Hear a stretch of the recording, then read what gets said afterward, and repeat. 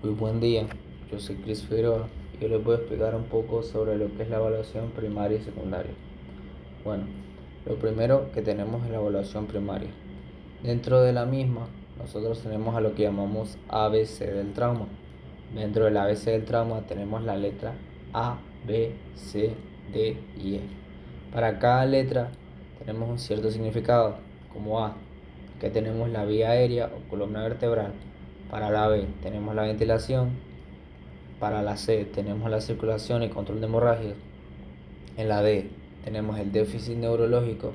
Y por último lo que tenemos es la E, que es la exposición con prevención de hipotermia.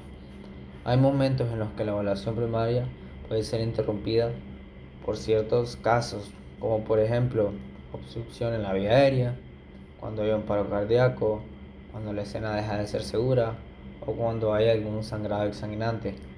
Normalmente, el tiempo en el que se realiza la inspección general de la evaluación primaria es aproximadamente 15 segundos. Es una inspección muy rápida, más que todo. Antes de todo, tenemos que introducirnos a nuestro paciente y presentarnos. Y lo primero que podemos hacer es comenzar con la escala de Glasgow. ¿Qué es la escala de Glasgow? Es una escala que nos permite revisar su respuesta ocular, verbal y motora. Para revisar su respuesta ocular y ver si no responde espontáneamente a la voz o el dolor. Para ver la respuesta motora podemos ver si es espontánea al tacto o al dolor. Y la respuesta verbal, que podemos hacer preguntas que todo el mundo podría saber para saber si responde conscientemente o dice cosas sin sentido. También podemos pedir al paciente que mueva tal parte del cuerpo para ver si es capaz de captar órdenes. Siguiendo el ABC del trauma, primero tenemos la letra A, que significa vía aérea. Dentro de la vía aérea nosotros vamos a hacer una elevación mandibular utilizando la técnica de poner nuestras palmas de las manos en la mandíbula de la persona y con nuestros dedos elevando la mandíbula. También tenemos lo que es el collar cervical, que con ayuda de alguien del público con algún mirón podemos colocar el collar para poder hacer que el cuello no tenga tanto movimiento y no se pueda fracturar o tener problemas mayores. En caso de nosotros no tener un collarín a mano, un collarín profesional, también podemos improvisar con un collarín, ya sea con una gorra o con algo que tengamos a la mano. Con tal logremos que el cuello no se mueva lo menos posible. También lo que tenemos es la obstrucción de la vía aérea, que normalmente la primera causa de obstrucción de la vía aérea es la lengua, pero en este caso de pacientes inconscientes, porque la lengua se relaja y es lo primero que causa obstrucción dentro de su vía aérea. Aquí podemos observar la técnica de tracción mandibular y también abrimos la boca del paciente para poder revisar cómo está la lengua y si está obstruyendo su vía. Y no como lo mencionaba antes, si no hay collarín se puede improvisar. Luego lo que tenemos es la letra B, que significa ventilación. Dentro de la ventilación tenemos la palabra MES, que sus siglas significan la M de mirar, la E de escuchar y la S de sentir. Estas tres siglas nos sirven para revisar lo que es la función pulmonar, para ver si la persona en realidad está ventilando.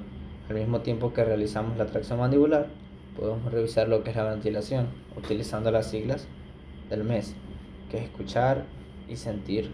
Luego tenemos la letra C dentro del ABC del trauma, que significa circulación, por donde nosotros vamos a tomar el pulso del paciente. En caso de que tenga esto, lo podemos tomar en otras partes del cuerpo, ya sea como del cuello o como por abajo del pulgar. También tenemos que revisar si hay ciertas sospechas de sangrados externos e internos, colocando partes del cuerpo desde la cabeza hacia los pies. Por ejemplo, en caso de tener un collarín, se puede tomar el pulso en la muñeca. Luego se revisa de cabeza hacia pies por sangrados externos o tal vez internos. También revisamos la pelvis, moviéndola ligeramente para revisar si está fracturada. Y no a la hora de revisar el otro lado, nunca pasamos por encima del paciente, sino que lo rodeamos y llegamos hasta la otra parte del paciente. Luego tenemos la letra D dentro del ABC, que significa un déficit neurológico. Encontramos las siglas A, B, D, I. que significa alerta, respuesta al estímulo verbal. Respuesta al estímulo doloroso, o si de por sí está consciente, dentro del déficit neurológico, nosotros evaluamos las pupilas del paciente con una linterna. Hay diferentes tipos de pupilas que normalmente se llaman isocoria, que son pupilas de igual tamaño, que las normales son de 2 milímetros de diámetro. También tenemos la miosis, que es la contracción excesiva de pupilas, y esta se debe a la intoxicación por insecticidas o también por drogas o también por insolación. Luego tenemos la midriasis, que es lo contrario, que esta es la dilatación excesiva de pupilas, ya que esta normalmente se da por falta de oxígeno o por intoxicación de alcohol. Por último, también tenemos la anisocoria, que la anisocoria son pupilas de tamaños desiguales, ya que esto se debe a un daño cerebral, un TCE o un SBE. Con una linterna podemos revisar la reacción de las pupilas del paciente, si son reactivas a la luz, como tales, para ver si tienen una anisocoria o una de estas mismas. Como última letra del ABC del trauma es la letra E, que significa exposición, dentro de la que nosotros vamos a cortar un pedazo de ropa o rasgar para poder cubrir zonas sangrantes. O ya sea que tengan sospechas de fracturas, también se va a proteger al paciente contra la hipotermia, para que su cuerpo esté a una cierta temperatura. Aquí cubrimos al paciente con una manta térmica para poder mantener su cuerpo a cierta temperatura y así poder tenerlo estable. Luego de la evaluación primaria tenemos la evaluación secundaria.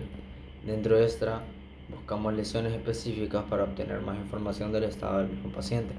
Dentro de la evaluación secundaria nosotros podemos evaluar la cabeza, cuello, tórax, abdomen, pelvis, piernas, brazos y por último la espalda. Primero se empieza desde la cabeza. En la cabeza nosotros vamos a buscar hemorragias, también si hay pérdidas de líquido cefalorraquídeo, que lo podemos encontrar saliendo de las orejas. Si vemos que en las orejas sale ya sea sangre o líquido transparente, significa que tiene una pérdida de líquido. También buscamos signos de fracturas en la base del cráneo, ya que luego de la cabeza evaluamos el cuello, que entre el cuello evaluamos lo que está la columna cervical, también la laringe, la tráquea y también los yugulares. Luego tenemos la evaluación del tórax. Dentro de la evaluación del tórax tenemos maniobras de exploración, que dentro de ellas está la inspección, la palpitación, auscultación cardíaca y pulmonar y percusión. Luego tenemos la evaluación del abdomen, donde también tenemos maniobras de exploración, que entre ellas está la inspección en busca de dimensión abdominal o equimosis periumbilical o flancos, y también tenemos la palpitación por cuadrante. La palpitación se hace en busca de la resistencia. Luego tenemos la inspección de la pelvis, que en esta parte es muy delicada.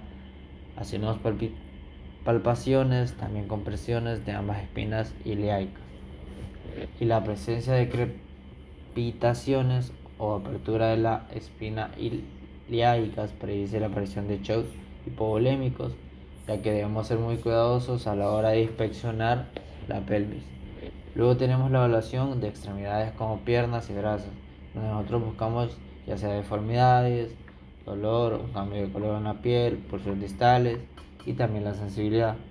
Que estos tengan por último, evaluamos lo que es la espalda, que en ella hacemos una inspección en busca de contusiones y focos sangrantes, y también hacemos palpitaciones de columna vertebral y ambos en el tórax en busca de deformidades y puntos dolorosos, como ya anteriormente he dicho. También podemos realizar la historia, que es una ficha de lo que puede dar al médico a la hora de atender al mismo paciente, que es como un interrogatorio al paciente. Si está consciente claramente o no puede responder, se puede preguntar a algún familiar o ya sea otra persona que sea conocida que esté presente en las siglas. Dentro de las mismas están las siglas SAMPLE. Significan S, que son los síntomas que anotamos o los síntomas del paciente. La A, que son alergias o medicinas, que es donde preguntamos si es alérgico a otra medicina para evitar el uso de estas. La M, que es para medicamentos, en caso de que el paciente esté tomando algún medicamento, es importante que el doctor sepa esto. La P, que es para el pasado, antecedentes, historia o problemas previos si tuvo en alguna operación o algún tratamiento ya anteriormente dado. Y que ya sea la última comida, que es importante saber cuándo fue la última vez que el paciente ingirió alguna comida, y la última, que es la E. Es el evento relacionado al trauma. En caso de que sea trauma, va primero la O, o si no, no sería sample.